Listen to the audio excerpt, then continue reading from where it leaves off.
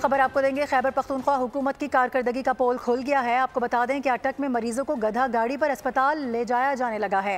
Tank में सिर्फ दो एम्बुलेंसें काम कर रही हैं। अस्पताल जराए ये बता रहे हैं, जबकि गुज़िश्ता रोज़ भी बच्चों की मैयतों को लोड करके रिक्शे में अस्पताल लाया गया था। अफसोसनाक मनाजिर इस वक्त आपको दिखा रहे हैं। अटक में मरीजों को गधा गाड़ी पर अस्पताल पहुँचाया जा रहा है, क्योंकि बताया जा रहा है कि वहाँ पर इस वक्त दो एम्बुलेंसें हैं जो कि काम कर रही हैं। किसी भी एमरजेंसी की सूरत में जब वहाँ पर एम्बुलेंसें नहीं मैसर होती हैं तो फिर ऐसे ही मनाजिर देखने में आते हैं। कुछ मनाजिर भी आपको दिखा रहे हैं। साथ साथ आपको बता दें कि केपी हुकूमत की जानिब से जो बार बार कारकर्दगी के हवाले से बात की जाती है, उसका पोल भी खुल गया है। अटक में मरीजों को गधा गाड़ी पर अस्पताल लाया गया है। बात करेंगे, हमारे साथ मौजूद हैं रिजवान बलोच।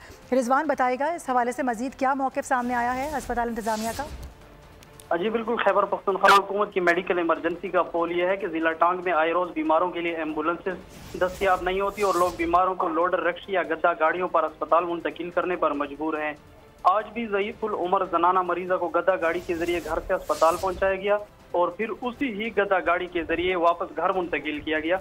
जबकि चंद रोज कबल भी जिला टांग में बिजली का करंट लगने से 4 बच्चे जो कि जहाँ भाग हुए थे उनको भी, उनकी मैयतों को भी लोडर रिक्शे के जरिए घर मुंतकिल किया गया था।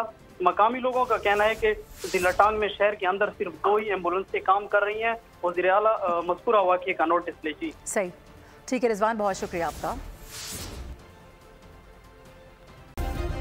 सब्सक्राइब करें और बेल दबाएं ताकि कोई खबर रह न जाए।